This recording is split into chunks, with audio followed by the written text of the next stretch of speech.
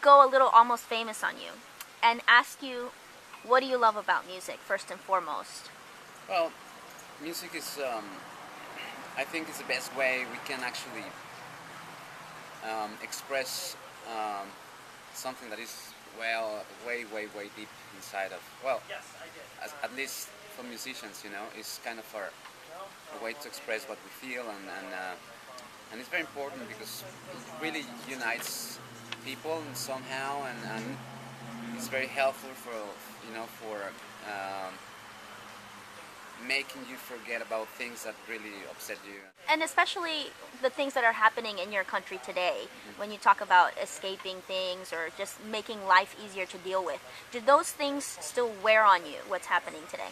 Yeah, of course. I mean, we left Mexico many years ago. Now we are back there, and we live in a place where barely know what's happening. It's like we live in a very little town right on the coast, and sometimes you feel like you're in a different country, but still pretty much aware of Connected. Yeah.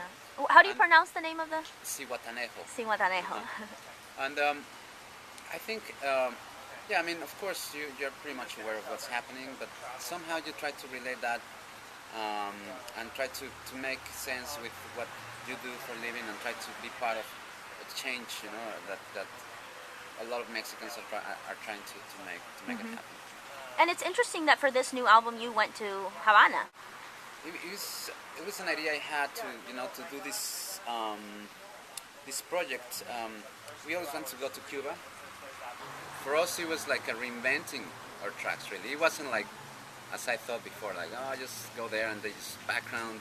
Right. It was, we reinvented. We wrote music, although it's the same tracks, but we kind of ended up writing a lot of stuff for the project, and it was like amazing. I mean, working with these musicians, it was a dream come true. We learned a lot, and we're still learning on tour now with them. It's incredible. What do you do now that you weren't doing before, in terms of, like, you were telling me that now you have to ice your arms because you actually suffer from tendonitis, Yes. right? Yes.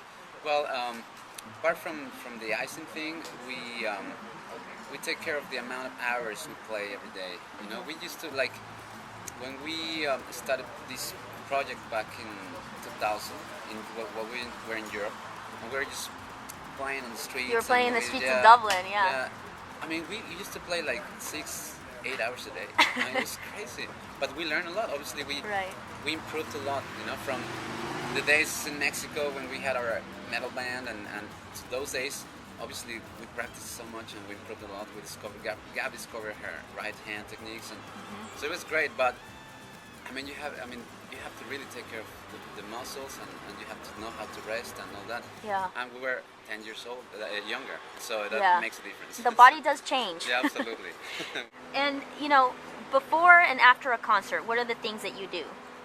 Before the concert, I mean, we normally, like, let's say like an hour before the concert, we just go to our own dressing rooms, separate rooms, and we both warm up in different ways. Gab has her own ways to do warming up without even playing the actual guitar. She just hits like a cardboard or something, and then like 15 minutes before she starts playing the guitar. But I do play guitar for at least 45 minutes before the show. Gotcha.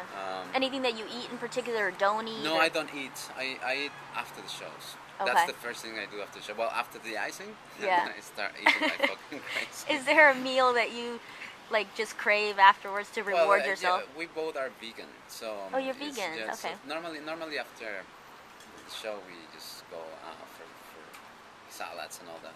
But yeah. Keep it healthy. Yeah. How long have you been vegan? I've been vegan for 3 years and vegetarian for 20. And Gabriela was born vegetarian. No way. Yeah, That's so- an interesting fact about you guys. Is there an artist out there that you would say you owe your love of music to? Like some of those first early records that you were like, these people taught me how to love and appreciate music. Well, yes. I mean, somehow, in a very funny way, Metallica has been like a very important factor in my life, because if it wasn't for them, I probably wouldn't be playing guitar, And then I learned, and when I started listening to different kind of music, it was like, okay, I learned how to respect music or something. But the inspiration itself came from from early Metallica years, and because my brother is 5 years older, and I was 10 when Metallica came up with the first album, and my brother was 15, so it was the right time. And Yeah. he showed it to me, and since then we started playing. And although I wanted to play football, that was my hobby. I was playing guitar with my brother, playing Metallica songs, and now that they are like friends, it's amazing. And I told them, and it's like, yeah, it's great. What was that first encounter with them like? It was amazing. It was Were you amazing. totally starstruck? Well, I thought it was going to be, but as soon as I started talking with James, he's such a he went through all of these things that he's been through, and he was so nice. We didn't have to even talk about music. We were talking about football and some other stuff. You And, bonded. yeah, and with Robert Robert is pretty close to us, and he in fact went to the show in LA, and we say goodbye, hello. He was backstage, and he's played with us a few times on stage as well. So yeah, we're Dream come very true happy. for you. Yeah, it's pretty cool. It's amazing the influence that siblings have on our musical taste. Like, if I didn't have older brothers and sisters, I wouldn't know Totally. a lot of things. Totally. It's just so important.